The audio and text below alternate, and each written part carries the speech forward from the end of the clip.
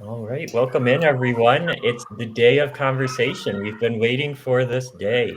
So thank you so much for tuning in. You're going to get to be a part of our earliest team meeting that we've ever had here at ANAD today, because we're going to kick the day off with some of our ANAD staff where we can just share a little bit more about what we do as an organization. You can get to know us a little bit more, and then we will go ahead and get started with the conversation. So I'll go ahead and pass it off to Kristen, and we'll take it from there. Hey, everybody. I am Kristen Portland. I'm ANAD's executive director. I've been with ANAD since the end of 2017 when I came on board to start working with the volunteers. So I've gotten to see ANAD change and grow over the years and gotten to do most of our volunteer positions, had my hands in all of the things, but I just really love this organization. If you don't know, we are the oldest nonprofit to serve folks with eating disorders in the US. We were founded in 1976, which is almost 50 years ago. So that's pretty cool.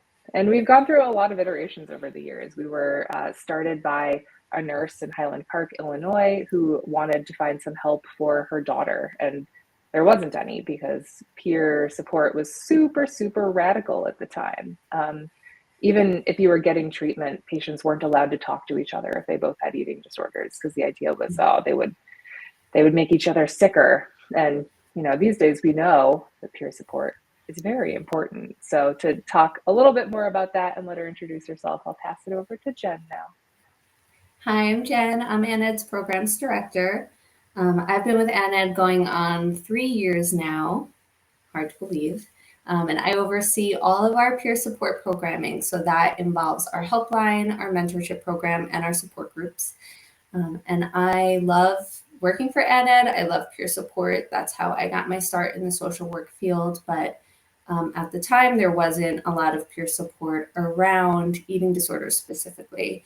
And we know that people connect so much more to services when the peer support is there, when they can connect to folks who have gone through it themselves and can give a little bit of that hope and encouragement for recovery specifically and community. So it means a lot.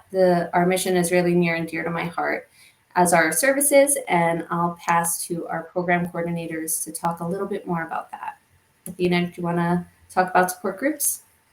Definitely. So ANAD got its start with support groups way back in 1976. That's how our peer support first started. And today, it wasn't this way back then. Today, all of our support groups are virtual. So they're very accessible for people all over the country. They are 100% free, and they are run by volunteers with lived experience. We currently have 18 support groups that run virtually. Almost all of them are weekly. A couple are every other week, but they are amazing. All of our volunteers are great. We have a couple identity-based support groups as well as our general support groups. And I'm so incredibly grateful to be able to be involved with an organization that gives these services to so many people that need them. I can pass it off to Lerone. If Lerone, you want to talk about mentorship?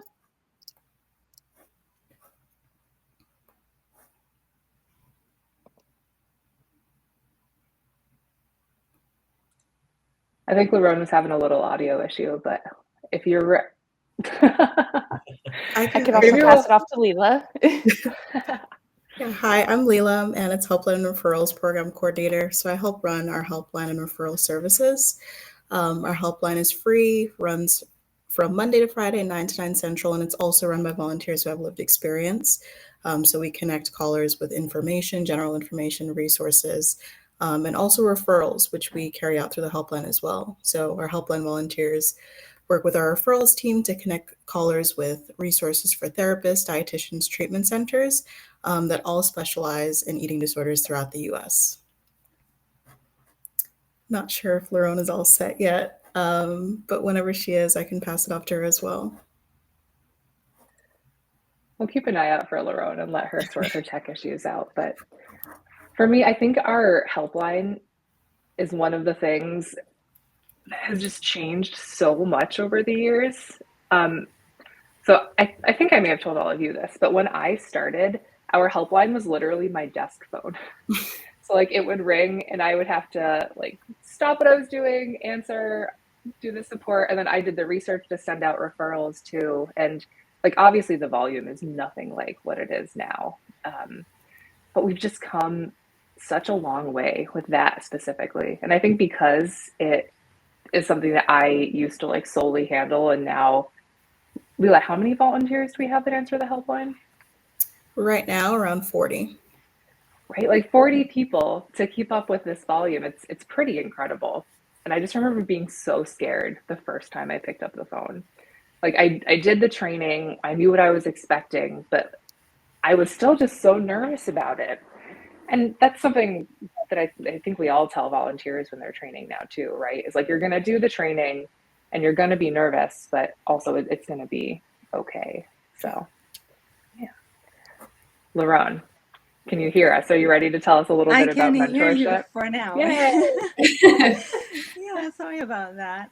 Yeah, so my name is Liron. I run the mentorship program, and I discovered the power of peer support about 25 years ago, and it was radical at the time, and nobody was listening to me. So when I discovered ANAD a few years ago, it was such a blessing, and I actually started as a mentor myself. So coming on as the person to run the mentorship program has truly been one of the best things in my life. We pair people who are in recovery, we train them to support people who are working on their recovery. They work one-on-one. They form amazing relationships. And I think a lot of the time people describe it as that special ingredient that was missing for them in their journey. So I feel really, really honored to be able to work with people. I think this community is filled with some of the most amazing, most compassionate, kind, wise people I've ever met. And so it's just a pleasure to get to work with all of you and all of our volunteers every day. Mm-hmm. Jason, do you want to tell us a little bit about you and what you do too? Yeah, so I just do a little bit of everything around here, I feel like. Let's see. First of all, I lead the men's peer support group, which is pretty cool. But also in my role with engagement, I handle our marketing and communication. So all of our awesome newsletters, if you want to sign up and receive a really cool email every month, I help to create that. All of our social media stuff. I'm also really excited to help lead our ANAD Student Ambassador Program, which we launched last fall.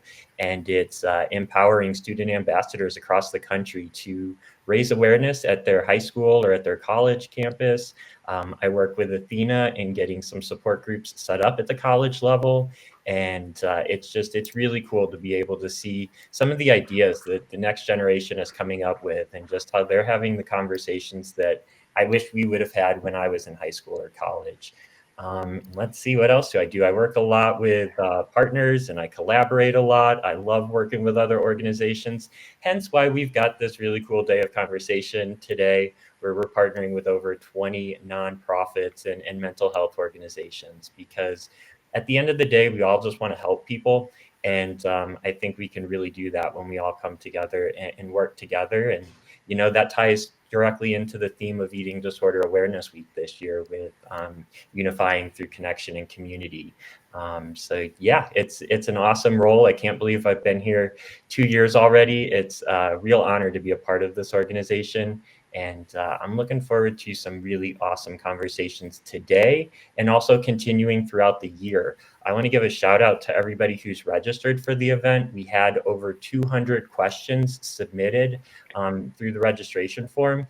We won't be able to get to all of those questions today, but you've given us a lot of ideas and content for the remainder of the year. So that's what I'll be working on. We're going to have blog posts and events and different conversations throughout the year. So today's only the beginning. Just starting the conversation. I love that we get to kick off with the staff here today, because for anyone watching, in case you don't know, these people are really, really phenomenal and incredibly passionate. And it's just really fun to get to hang out and chat and talk to everybody. But Laron, if it's okay, would you talk a little bit more about like all of the different ways you've been connected to ANAD? Because I think you especially, more than probably most of us, have gotten to see ANAD from a lot of different angles. Yeah, so well, as I mentioned, I started off as a mentor myself. So just a volunteer, just like every volunteer who comes to us. I went through the training. I was matched with a mentee several times. I've had 3 mentees over the years. And then I became a team lead, which is more of a leadership position. As a volunteer, I got to supervise other mentors and guide them as they worked with their mentees. And I also, among other things, another hat that I have been wearing, I've been working for the last 2 years to try to establish an ANAD type program, a mentorship type program in ANAD style in another country. So that is something that I've been very passionate about how do we adapt a program like this to another culture, another language, another society. Which has really helped me dive more deeply into the background of peer support, the research, the evidence based, how it works, how do we adapt it. So this has been a really amazing journey. And I'm looking forward to the many more roles. In addition to being to running the mentorship program, I also take care of the trainings for volunteers. So that has been another really beautiful and creative way to engage with volunteers to see what themes come up, how we can build more community, how we can engage. Because I think more than anything, what I feel about ANAD is that it's a community of people where everybody's recovery gets empowered, everybody benefits. So our volunteers get to engage with one another and support one another. They get to see their own journey and how far they've come. They get to make purpose and put meaning into everything that they've learned, all the struggles that they've been through. So it's just the gift that keeps on giving in so many, many ways. One of the cool things that we get to do is I think, because like we're the staff, we like being able to say yes to people, is we get to loop in so many people's ideas and say yes to so many different things. So, like Athena, you've gotten to do so much with the pop-up series to say yes and make space for so many different folks. Will you tell us a little bit more about that, please? Yeah, the pop-up groups have been really special. I remember when I first started at ANAD, it was mainly pop-up groups surrounding holidays. And I was like brand new to it, so it was all a learning curve for me. And then Could you through that, define I've been pop-up able, group? Like for anyone yeah, watching who so doesn't know, pop-up what group, is a pop-up for group? sure. Pop-up group is basically kind of how it sounds. It's a group that pops up around either a certain holiday, an awareness month, or just for a particular identity-based community or something like that. It's kind of a one-time occurring support group. I send out emails to all of those who are already registered for any of our support groups for you to sign up for these groups. Jason posts them on social media, so it's been an incredible collaboration between us both. But I've been able to expand that past just holidays to, again, different identity-based groups. And through that, all of the volunteers that I have been able to work with, which I love all of my support group volunteers, they are absolutely incredible people and they inspire me every day. They come to me with all of these different ideas like, how about a pop-up group on this or that? And I'm the type of person, I'll never say no right away. I will always hear you out. And if I can make it happen, I definitely will work hard to make it happen. We've gotten some incredible feedback. And actually, I do want to put a plug into our chronic illness and long-term disability group that started as a pop-up group. It got incredible feedback. The leaders of that group have been so passionate, and we have been able to make it currently a every other week group. But spoiler alert, starting the week of March 10th, it will be an every week group. Yay! So it's just incredible to be able to take these pop-up groups, make them long-term sustainable groups. And it makes me so happy. That's awesome. And in case you're watching, considering whether you want to get involved, volunteers are the reason we are able to do all of this, and ours are pretty phenomenal.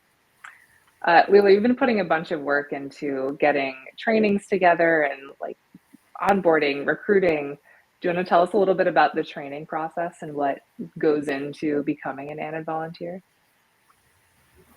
Yeah, so it looks pretty similar across programs for the most part, I think. But we, have an application process.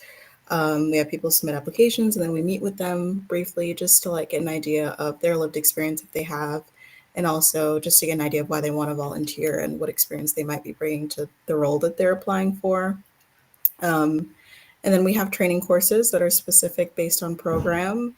And I think they're very comprehensive. They go over lots of different topics that would, help them fulfill each volunteer role that they're applying for.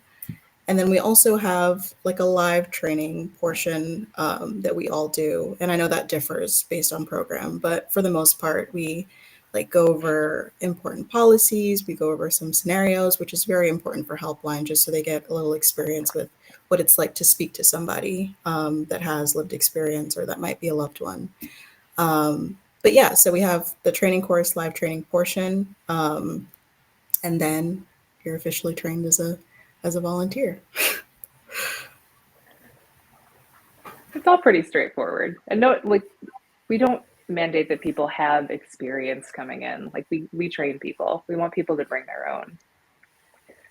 And something that I think is really cool is we learn a lot from our volunteers directly, like the things that they ask us and that are top of mind for them. It's often a really good pulse on what we need to be doing more of, and like where we can offer extra training and where we maybe need to rethink something. And this came up a couple years ago and changed our policy about how we talk about recovery. Because one of our like guidelines for volunteers is that they be 2 years in recovery from an eating disorder, but that means very different things to different people.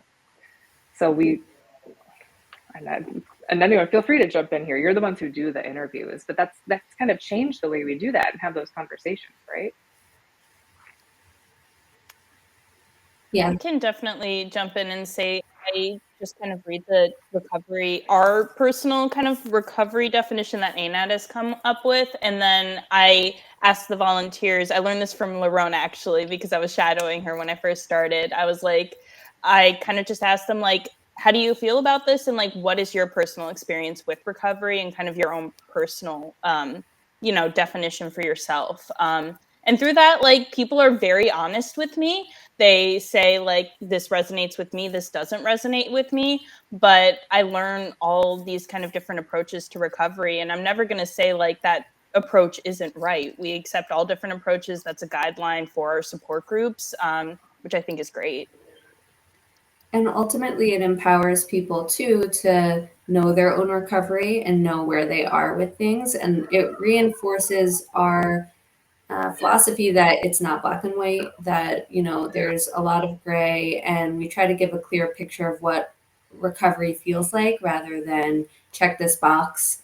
And through that, we get to know our volunteers better and empower them as well to bring themselves to our organization, which is really what our work's about. Yeah, and I think also in supervision, which is a word that sometimes people are afraid of because they think maybe they'll be monitored, evaluated, judged, and it really is a support group for volunteers on a regular basis so that we can support them as they're supporting other people. But I think one of the beautiful things about supervision and about other community events is that people really get to share their experience of what recovery means to them, and then we can see how diverse the experience and how diverse the definition of recovery is. And oftentimes that is something that people are able to bring to their to their support groups, to the helpline, to their mentees, is there are so many different ways to think about recovery, and it's really a personal journey. And in that personal journey, it can be also a journey of self-discovery.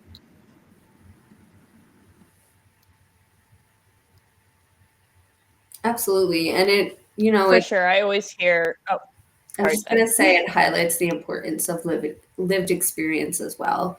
And we're able to, as Kristen was saying, like, we love to say yes in this organization. So when people bring their lived experience or their passions to us, we always stop and really think about those things. Could this be a training? Is there something we're missing here? How can we highlight this person or, this volunteer's lived experience in a blog post or whatever it may be? But that's what the eating disorder community is. It's kind of a weaving of all of our recovery and all of our experiences. And we get the opportunity to highlight that in a lot of ways here. Yeah, the one thing that I've always tried to do when it comes from like an engagement piece is to humanize eating disorders, because we so often just talk about the warning signs or the symptoms or the Mhm. stats, and it's so important that we share the stories, and we I guess celebrate and lift up the human behind the eating disorder, because we can get so one-track mind sometimes when it comes to just the conditions themselves, but they're still people, and life still goes on. So it's so cool that we're able to highlight those stories, both when people are going through the battle and then also see them in recovery. And some of my favorite stories are when we see individuals who maybe attended a support group before and now they're leading support groups, or they were a peer mentee before and now they're a peer mentor. I think it's always really, really inspiring to see those full circle moments. And that comes up in mentorship a lot too, right? Because the mentees are the ones setting their goals, and it's not always eating disorder specific things. Right. And I always say also when I match people together, I try to match them with as much lived experience overlap as possible. And oftentimes the eating disorder itself will be the last thing that I will look at, because there are so many other things in people's lives that they can connect around. And such a guiding principle in peer support is we see the whole person, not just the eating disorder. And so in these interactions, really we want to um, interact on that level of humans as people, and then there is so much more outside of the eating disorder that we want to remember and remind one another that we have outside of that. So the goals can be anything that will help a person grow their authentic voice and learn to talk Mhm. back to their eating disorder voice. So we definitely see that a lot, and I see oftentimes, going back to what Jason said, mentees who say that part of their motivation to recover is to someday be a mentor themselves. So it really is the gift that keeps on giving. We have that in some of our I support think that's groups why too. identity-based Yeah, that's why identity-based support groups are so impactful, I think, because I feel like the eating disorder is kind of like that last piece of the puzzle in those support groups. And it's really that identity-based community that comes through, and people feel so much more comfortable sharing their personal lived experience in those support groups, because they feel like they are a part of a group of people that can resonate with that and will fully understand what they are going through. Even in the general groups, Athena and I get to lead together occasionally, and even just the group that we're in, people just being able to talk about what they're feeling, sitting there thinking like, oh, I'm weird for thinking this. I'm the only one who does. They say it and you just see like all of the heads nodding and people saying like, oh, I've been there. This is what it looked like for me. Just that of knowing they're not alone and having those feelings validated, it's really powerful. And there's no immediate solution. There's no magic wand we can wave. Like peer support isn't like the thing that will make recovery happen. But even if all you got that day was just the idea of, oh, I'm not alone, I'm not weird, I'm not wrong for feeling this, that's important.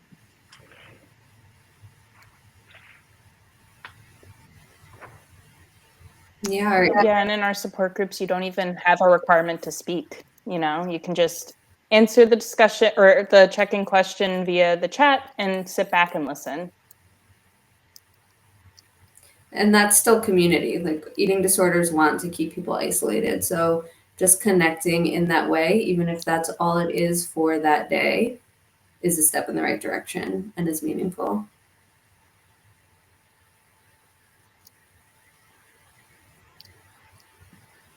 All right, and I got to do a plug here, because one of the other things that I also handle is fundraising. And all of this that we do, we also require funds. We need funds, unfortunately, and it's not our favorite part of the job. We like peer support. We like working with volunteers and working with peer support. But if you do feel generous today and would like to make a donation, we've got this really cool QR code that just popped up on the screen. We're loving this new streaming platform that we've got here today. So you can go ahead and support ANAD by making a donation through that link. And we just really appreciate everybody's support of the organization and for helping making all of this possible. Individual donations from people using our services are one of our biggest sources. So please help if you can. But going back to the conversation of like reaching out, like making, little steps, first steps, whatever it is. Leela, what's some of your favorite things about working with the helpline and the referrals? Because that's a really unique position, right? Like in mentorship, people are very much like working on their recovery. Like they have support, they're in it. In support groups, we get the full spectrum, but it's all people who, took the onus to like log on or ready to talk to people. Not always what the helpline is it? No, but my favorite part, like of working with the helpline and referrals too, is encountering like loved ones in particular. It's you can always hear like a breath of relief when you tell a loved one that what they're doing, advocating on their loved one's behalf, is really important and is valued. And sometimes they don't hear that from their loved one, so hearing that from someone else, from a third party, can be very beneficial for them. So definitely one of my favorite parts of working on the helpline, and with referrals too, because a lot of people are encountering a lot of roadblocks in terms of like recovery, finding treatment options. So being able to, offer an additional outlet for that is also very special as well. And I saw a question. I don't know if you want me to answer, Kristen, but I can. So how old do you have to be to volunteer? 18 for like general programs, but I do believe that you can be younger for the high school ambassador program, right, Jason? Okay. I wasn't even on mute. I was looking for the mute button. But yeah, you can get started if you're even a freshman in high school. We can go ahead and get you involved and help you start raising awareness. So definitely, I don't even remember because high school was so long ago, but I guess that would be like 14 or 15. So yeah, there's definitely ways to get involved. What does it look like to be an ambassador? Yeah, so you kind of get to make it your own. Like if you want to start a group and start a chapter, you can totally do that. If you just want to work with the school counselors or a teacher about doing some sort of initiative or event, you can do that. If you just want to start a social media page, like you can do that. And we're here to support you along the way. So if you sign up to be an ambassador, we'll put you through some training. And a little bit of it is copied over from what our volunteers go through, but also some of it is more specific than to sharing your story or to advocacy work. And we've got helpful guides when it comes to how to hold an event or how to do fundraisers or how to raise awareness. We're also regularly sending out newsletters about different topics of interest. And we also really try to connect ambassadors with other ambassadors so that you can share ideas across the different platforms. So we've got a Discord server set up, and ambassadors are always sharing, what they're doing at their schools. And there's some really cool things happening this week alone. We've got scale smashing events. We've got positivity notes on mirrors across bathrooms. It's really cool, the different things that the students are coming up with and just kind of how collaborative it all is. And yeah, if you've got any questions at all, definitely feel free to reach out to me. And what I love to do with it is that it is completely personalized, customizable. Like you get to be the ambassador you want to be. We'll just help you make it happen.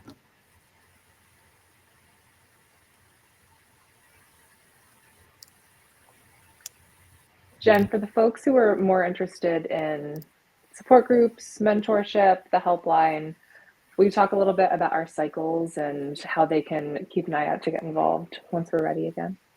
Absolutely. So we recruit with big recruitment cycles twice a year, once in the spring and once in the fall.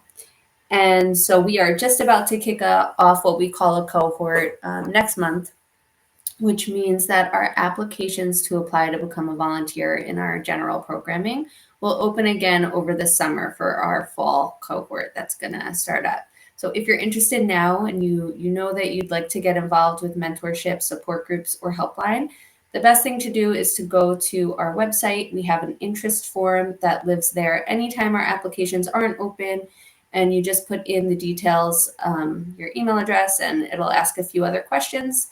When our applications are getting ready to open back up, we'll reach out. We'll give you a first heads up, an opportunity to apply for our cohorts. Yeah. And that model is really cool for a lot of reasons. One, training people takes a lot of work, so that gives us a little bit of space to do other things and just train all of the time. But kind of more importantly, it sets up groups, like communities of volunteers, people who kind of may have started at the same time or know that they're working along at the same time, but they get to know each other.